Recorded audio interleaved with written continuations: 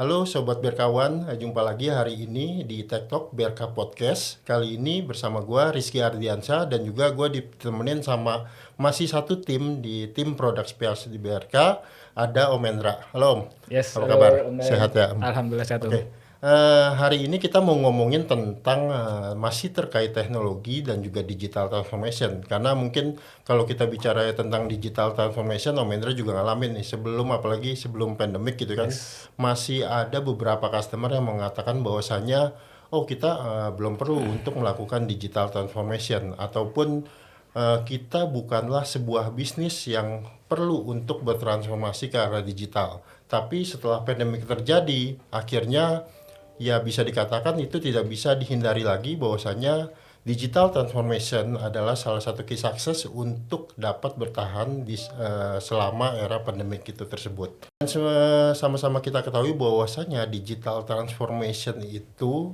adalah untuk mempermudah user biar kerja bagaimana biar lebih produktif, lebih efektif, efisien dan juga fleksibel.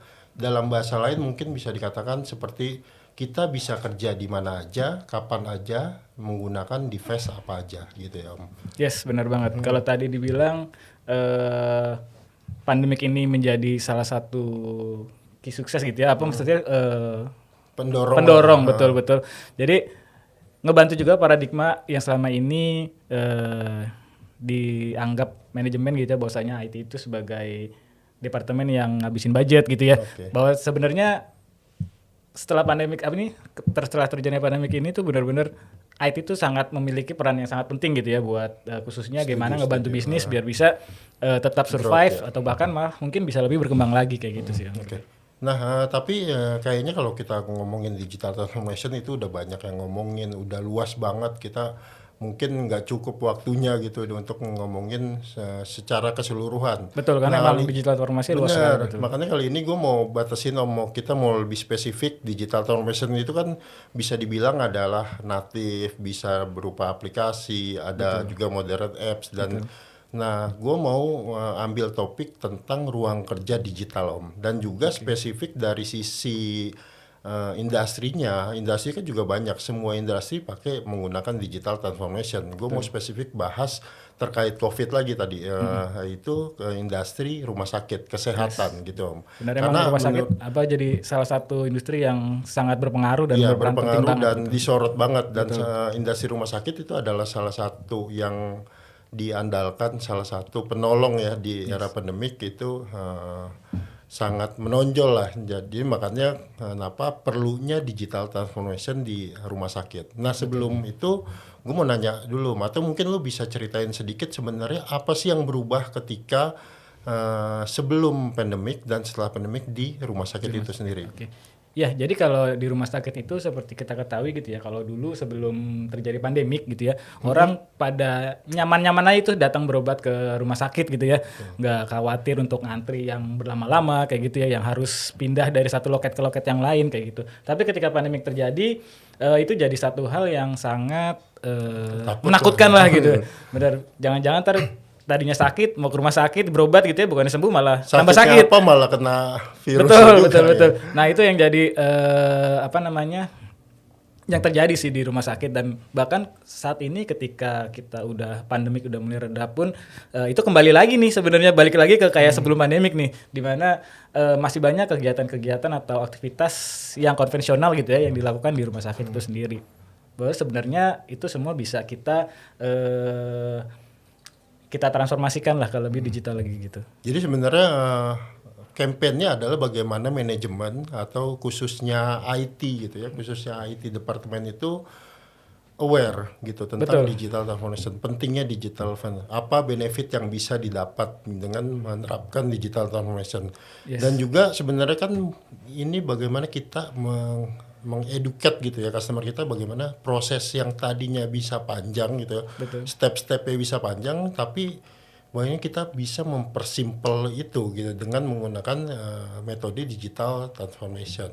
Nah mungkin sebenarnya kalau dari industri rumah sakit itu apa sih yang bisa dirubah, apa sih yang bisa bahasanya lebih terdigitalisasi gitu Om? Oke. Kalau berbicara industri rumah sakit gitu ya, sebenarnya kalau tadi disampaikan digital transformasi itu luas banget gitu kan ya. Aku coba dari sisi digital workplace-nya atau ruang kerja digital. Nah sebenarnya ruang kerja digital itu kalau di industri rumah sakit banyak sebenarnya nih, yang bisa kita terapkan gitu ya atau kita implementasikan digital workplace itu sendiri. Salah satunya mungkin ya yang paling sederhana itu bisa diimplementasikan untuk teman-teman yang kerja di atau yang aktivitasnya itu di bagian customer care gitu ya. Jadi seperti kita ketahui gitu ya, untuk customer care mungkin dari sisi desktop atau aplikasi yang digunakan itu tidak membutuhkan resource yang begitu besar gitu ya. Nah ini kita bisa menerapkan ruang kerja digital untuk mereka dengan menggunakan virtual desktop infrastructure gitu atau VDI, kita biasa menyebutnya VDI. Nah itu kita bisa mendeliver desktop ataupun aplikasi yang biasa mereka gunakan sehari-hari gitu ya, yang biasanya mereka harus mengaksesnya datang ke kantor gitu ya, nyalain desktopnya mereka, tapi ini mereka bisa mengakses aplikasi ataupun desktop tersebut dari jarak jauh, entah itu dari rumah Jadi mereka kayak gitu. bahasanya mungkin kalau dari rumah sakit sebenarnya kan kalau nakes itu harus datang gitu ya. Betul, datang karena ke harus ada hadir. interaksi dengan pasiennya Jadi ini gitu kan ya. bisa lebih meminimalisir seenggaknya yang non medis kali, yang non medis itu bisa kerja dari rumah kayak customer care tadi. Betul. Jadi bahasanya dia hanya akses dari desktop yang ada di rumah, nggak mesti harus desktop kantor. kantor. Dia bisa jalanin aplikasi yang dia ada di rumah sakit tanpa workload-nya itu dibebankan ke dalam desktopnya dia. Jadi Betul. ini sistemnya itu adalah di streaming langsung ke server kayak Yes, gitu ya. betul. Karena aplikasinya pada dasarnya runningnya di server. Di kayak server gitu. Nah sebenarnya langkah apa nih? Langkah apa sih awalnya tuh harus bagaimana? Step yang harus diambil untuk menuju ke digital transformation itu mungkin bisa diceritain Om. Gimana sih langkah-langkahnya biar customer itu tahu bagaimana nih harus memulai gitu. Oke, yang pertama mungkin dari sisi infrastrukturnya gitu ya. Jadi kalau berbicara infrastruktur itu kita bisa bagi dua bagian gitu ya.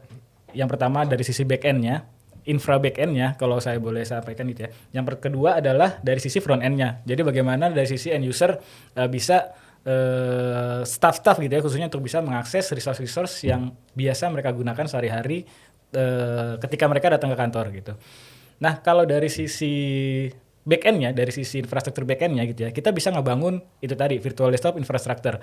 Jadi di sana kita bisa mendeliver desktop, kita bisa mendeliver app, aplikasi-aplikasi yang biasa mereka gunakan gitu ya. Bahkan untuk aplikasi-aplikasi yang butuh resource besar atau desain gitu ya, yang butuh graphic card, itu juga bisa kita lakukan dengan solusi VDI ini kayak gitu. Dan yang tadi mungkin garis besarnya adalah ya menggunakan desktop apapun. Jadi nggak mesti harus Betul. spek tinggi karena memang workload-nya itu di stream ke server. Jadi kita menggunakan desktop apa aja bisa. Makanya bisa digantikan dengan thin client, dengan zero client gitu bener ya Om. Yes. Nah, bahkan dengan mobile device mereka pun bisa gitu. Oke, tapi pertanyaannya gini Om, kalau misalnya dia menggunakan thin client, menggunakan zero client, artinya itu bisa nge-reduce cost dong ya Om? Karena kan harganya pasti beda antara desktop yang spek tinggi dengan thin client, jauh banget kan? Betul, bisa dari sisi perangkat atau device yang digunakan itu bisa mereduce. Tapi kita juga perlu perhatikan bahwasanya itu tadi yang saya bilang, kita butuh ngebangun infra di back-end-nya gitu. Jadi, nah di situ kita juga butuh perhatian tuh. Nggak hanya kita ngelihat dari device apa aja yang mereka gunakan, tapi juga bagaimana infranya mereka untuk bisa mensupport itu gitu. Oke, jadi komponen di belakangnya juga harus nanti harus mendukung. Ada detail yang nggak cuma dari sisi ngerubah dari desktop yang mahal menuju ke yang thin client tadi, client, tapi gitu. di belakangnya komponen-komponen Tetap ada komponen yang harus kita siapkan. Itulah salah satunya digital transformasi itu, jadi yang mesti dilakukan seperti itu. Oke. Kira-kira apa lagi ya selain customer care, misalnya dari si dokter, karena di salah satu rumah sakit itu Om yang gua tahu, misalnya kita ada pasien rawat inap gitu, kita ada pasien rawat inap. Nah si pasien rawat inapnya ini akan dikasih sebuah tab tuh Om, dikasih tab. Dengan tab itu dia jadi punya akses buat misalnya matiin suhu ruangan atau mengatur suhu ruangan sesuai dia yang sesuai badannya dia gitu. Lalu kemudian dia juga bisa misalnya ada TV gitu bisa punya akses untuk mengganti channel apa yang dia mau tonton. Kemudian dia bisa sampai mengetahui billing rumah sakitnya itu seberapa seberapa besar. banyak gitu ya. Mungkin kan itu bisa jadi motivasi buat cepat sembuh juga. betul. Itu juga jadi itu tuh apa namanya, jadi apa ya? Jadi kadang lucu juga kalau kita mengetahui, wah kita billing kita udah banyak nih, gitu kan. Ini tapi belum sembuh, tapi beli udah banyak, gue keluar aja deh gitu kan. Itu jadi kacau juga. Tapi ya itu salah satu itu aja sih, ya job aja. Cuman kalau berbicara rumah sakit gitu ya yang internasional ya, mancanegara yang udah modern, emang banyak rumah sakit yang udah menerapkan model seperti itu gitu ya. Kalau tadi digital transformation-nya itu kita bicara dari sisi digital workspace-nya gitu ya, dia udah lebih luas lagi tuh. Jadi nggak hanya dari digital ruang kerja digitalnya, tapi juga dari sisi aplikasinya, dari sisi IoT-nya, perangkat mengatur suhu itu tadi. Nah itu lebih besar lagi. Nah tapi kalau untuk ruang kerja digitalnya itu sendiri, kita bisa mungkin ya kalau misalnya dulu kita dirawat gitu ya, pasti kan ada satu saat dokter keliling nih sama perawat datang kunjungan gitu buat ngecek. Dia biasanya kalau dulu ya, nggak tahu sekarang karena alhamdulillah udah lama nggak nginep di rumah sakit sih. Biasanya jangan dong. Biasanya bawa papan yang buat ujian tuh kan. Dia ngelihat medical record pasiennya segala macam. Nah itu sebenarnya bisa kita gantikan dengan kita mendeliver ruang kerja digital. Kita mungkin bisa menunjukkan tablet gitu kan. Ya tablet itu akhirnya nanti dia sampai bisa misalnya habis cek, dia bisa langsung terintegrasi dengan desktopnya si dokter gitu kan. Betul. Jadi dokter pun nggak mesti kunjungan, tapi dokter bisa ngelihat nih, Bisa ngelihat bagaimana keadaan si pasien ini. Jadi kan nggak tatap langsung berhadapan face langsung to face dengan gitu pasien. kan. Jadi emang itu mereduce daripada penularan COVID itu sendiri kalau di Nah kita. itu kalau kita balik ke masa pandemi kemarin, itu salah satu sebenarnya yang bisa kita gunakan gitu ya untuk mengurangi kelelahan tenaga medis gitu ya ketika mereka melakukan penanganan atau perawatan terhadap pasien. Nah sebenarnya ada lagi selain dari kunjungan itu tadi. Nah biasanya kalau di rumah sakit itu kan dokter praktek di satu ruangan gitu ya, dan satu ruangan itu biasanya yang pakai tuh nggak dokter itu aja tuh kan, biasanya gantian kan, atau mungkin mereka bisa pindah ke ruangan yang lain gitu. Nah dengan kita mendeliver desktop dan virtual apps dengan Vida itu tadi, kita bisa si dokter mau dia praktek di ruangan manapun selama itu ada komputer gitu ya, dia bisa login entah itu dengan smart card, ID cardnya mereka, karena semuanya atau terintegrasi gitu, kita bisa bikin semuanya terintegrasi dan kita membedakannya berdasarkan profil gitu. Jadi antara profil dokter yang satu dengan dokter yang lain itu pasti akan berbeda. Apa yang di deliver juga pasti itu berbeda. bisa gak sih diterapkan pada tadi kan kalau misalnya tadi contohnya customer care. Nah kalau misalnya untuk sistem core-nya rumah sakit nih, kan yang gue tahu ada kayak SIM RS gitu ya, sistem informasi manajemen rumah sakit. Nah itu bisa gak diterapkan untuk dibuat semacam environment digital workspace tersebut? Yes, bisa banget sih. Karena sebenarnya di VDI atau di virtual infrastructure ini pada dasarnya semua aplikasi kita bisa deliver gitu ya ke end user, bisa diakses dari mana aja gitu.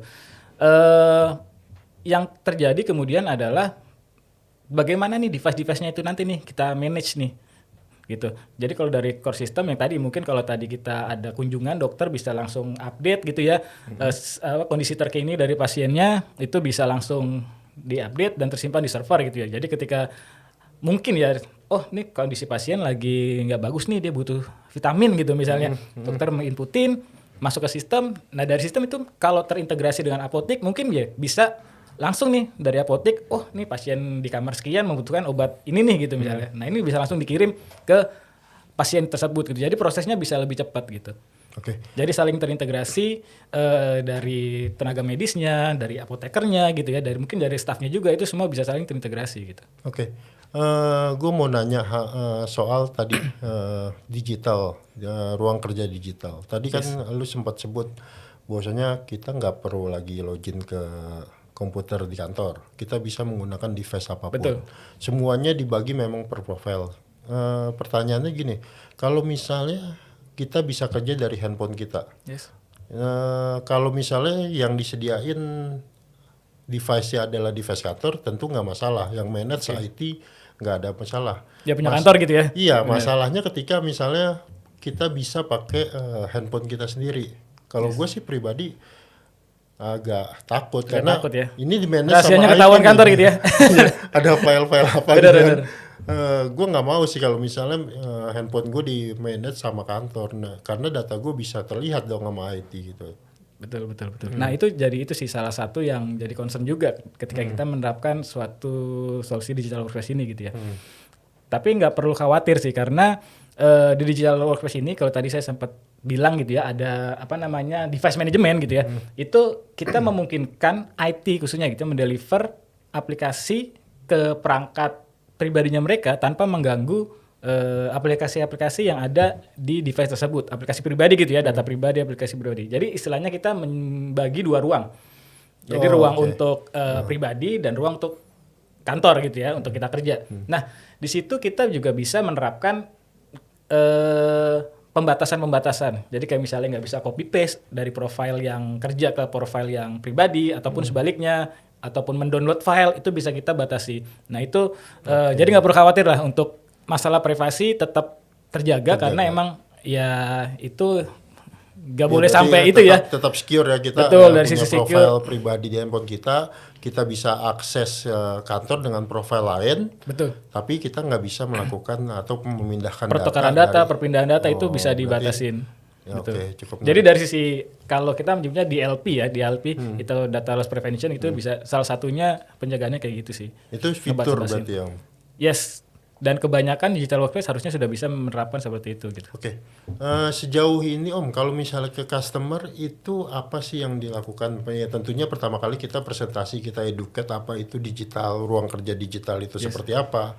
Kemudian langkah selanjutnya ketika setelah presentasi itu biasanya apa sih yang bisa ditawarkan customer biar makin yakin nih customer ini, wah ini bagus nih bisa diterapkan di organisasi gua misalnya gitu. Biasanya apa sih yang ditawarkan Om? Oke, pertama sih paling kita ngelihat use case ya, apa yang terjadi di sana. Terus kemudian dari use case tersebut kita pelajari dan mungkin kita bisa melakukan semacam test drive lah atau POC lah. Tapi kalau POC terlalu besar gitu lingkupnya. Mungkin test drive lah biar mereka mengetahui jadi gimana sih digital workspace atau ruang kerja digital ini gitu ya. Jadi bisa lebih wah ini pas nih emang yang dibutuhin nih di kantor gitu kan. Biasanya berapa lama Om kalau untuk test drive itu? Kita bisa 1 bulan sih. Oke. 1 bulan dengan maksimum user paling ya kita coba untuk tes paling 10 sampai 15 user lah. Itu langsung terhadap device-nya si customer. Betul. Device customer, device kantor atau gitu ya atau device pribadi karyawannya juga kalau emang mau bisa kita terapkan seperti itu sih. Jadi biar kelihatan nih bedanya feel-nya ketika kita manage device yang benar-benar punya kantor sama device yang punya pribadi karyawannya gitu biar kelihatan. Kalau device kan berarti kita ngomongin tentang operating system nih Om. Operating system yang disupport biasanya itu apa aja Om? Untuk saat ini sih untuk digital workspace gitu ya, hampir semua operating system ya, platform itu didukung. Mulai dari Windows didukung, Android, Chrome OS, Mac OS, iOS didukung. Bahkan untuk device-nya itu sendiri ada device-device kayak rugged device gitu tuh bisa, IoT device itu bisa di-manage juga. Selama dia masih menggunakan operating system itu gitu. Oke, menarik sih. Tentunya perlu assessment lebih lanjut ya Betul. environment customer seperti apa, kebutuhan customer seperti apa. Jadi misalnya sobat berkawan ini ada yang tertarik mau coba, mau tahu nih tentang apa sih ruang kerja digital, apa sih tentang virtual desktop infrastructure. Lebih jauhnya mungkin sobat berkawan bisa hubungi sales BRK atau mungkin hubungin langsung ke Om Endra gitu ya untuk misalnya kita kita mau coba presentasiin ke kantor sobat berkawan gitu ya biar bisa dapat penjelasan yang lebih detail gitu ya Om. Itu 24/7 Om, lu siap ya?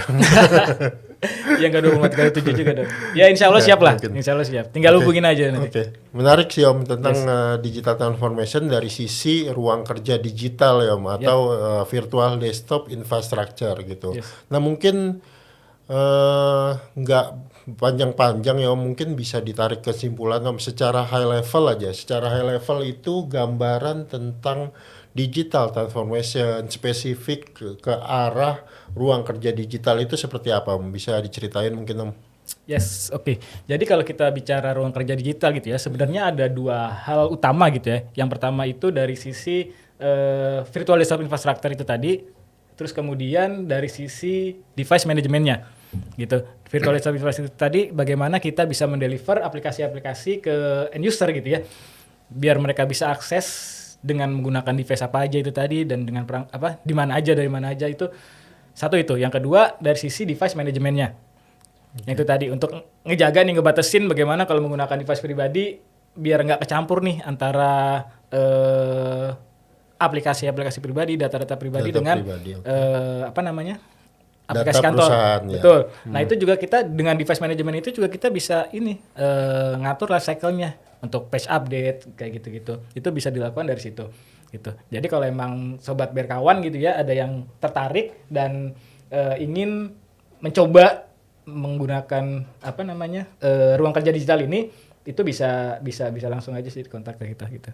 Oke. Dan karena ini juga industrinya nggak terbatas ya, ini bisa diterapkan Nggak hanya di cuma dari rumah sakit, cuma Betul. karena kita tadi spesifik aja, Betul, tapi betul. sebenarnya ini bisa diterapkan di berbagai, di berbagai industri macam apapun. industri, betul. Gitu. Oke. Betul. Thank you Om. Mungkin segitu dulu ya Om yang obrolan kita karena panjang banget kalau ngomongin itu ya. Bener, Jadi luas thank you. banget. Iya, thank you banget Om Enaknya sambil buat ngopi-ngopi sih ngopi. bisa sama customer apalagi ya kan. Benar.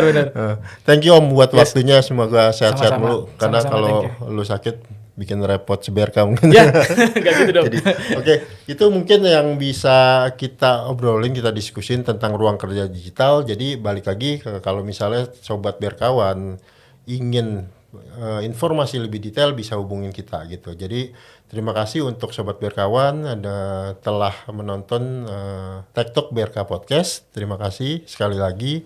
Semoga bermanfaat. Jangan lupa komen, share, like, and subscribe. Thank Yes. you. Thank you Om. Dah, thank you.